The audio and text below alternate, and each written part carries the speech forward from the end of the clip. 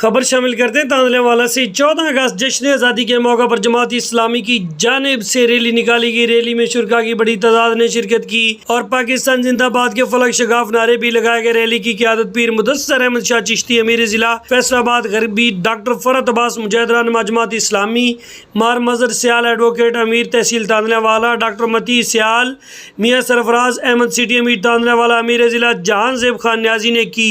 جشن آزادی کی ریلی میں پاکستان کے سبز ہلالی پرچموں کی بہار۔ ریلی کے آغاز پر پیر مدثر احمد شاہ چشتی نے خطاب بھی کیا۔ اے وطن تو نے پکارا تو لہو کھول اٹھا، اے وطن تو نے پکارا تو لہو کھول اٹھا، تیرے بیٹے تیرے جانباز چلے آتے ہیں۔ اہلیارے تاندلے والا تحصیل بھر سے آنے والے غیور لوگوں، آج 14 اگست کا دن ہے، پاکستان کی تاریخ کا اہم ترین دن ہے۔ پاکستان مارز وجود میں آیا تھا، وہ بھی ایک صبح تھی جس کو 14 اگست 1947 کے نام سے یاد کیا جاتا ہے۔ یہ ہندوستان کا بٹوارا کیا گیا تھا۔ اس ہندوستان میں مسلمانوں کی ایک علیحدہ ریاست بنائی گئی تھی، لا الہ الا اللہ محمد رسول اللہ، جس کی بنیاد تھی اس لیے کہ ہم اس ہندوستان کے اندر ان ہندوؤں کے ساتھ نہیں رہ سکتے تھے۔ مسلمانوں کو اپنی عبادت کرنے کے لیے ایک آزاد ریاست چاہیے تھی، اس لیے کہ وہ ہندو بنیا جو گائے کی پوجا کرتا ہے، جو گائے کو ماتا کہتا ہے، اور مسلمان اسی گائے کے گلے پہ چھری چلاتے ہیں اور سنت ابراہیمی ادا کرتے ہیں۔ اس لیے کہ ہم ایک قوم نہیں ہے، ہم دو قوم ہیں، دو نظریہ ہے۔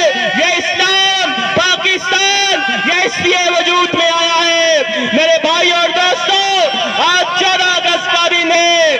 یہ دن کوئی شادیانے بجانے کا دن نہیں ہے، یہ دن کوئی اور کام کرنے کا دن نہیں ہے، یہ توتی باجے لے کر سڑکوں پہ نکلنے کا دن نہیں ہے۔ یہ اس عزم کو یاد کرنے کا دن ہے، اس وقت کو یاد کرنے کا دن ہے، ان لمحات کو یاد کرنے کا دن ہے جب 14 اگست 1947 کو پاکستان کا اعلان ہوتا ہے۔ اعلان کیا ہوتا ہے؟ بٹوارے کا اعلان ہوتا ہے، ریاست کا اعلان ہوتا ہے۔ وہ مسلمانوں کے گھر ہیں، چاروں طرف گھیرے میں ہیں، وہ ہندو بلوائی آتے ہیں، وہ سکھوں نے تلواریں اٹھائی ہوئی ہیں، جو مسلمان آگے آتا ہے گاجر مولی کی طرح کاٹے چلے جا رہے ہیں، خون کے دہارے ہیں، نکلتے چلے جا رہے ہیں، بزرگوں کو شہید کیا جا رہا ہے، نوجوانوں کو شہید کیا جا رہا ہے، ہماری مائیں اور بہنیں ان کی عزتوں کو پامال کیا گیا۔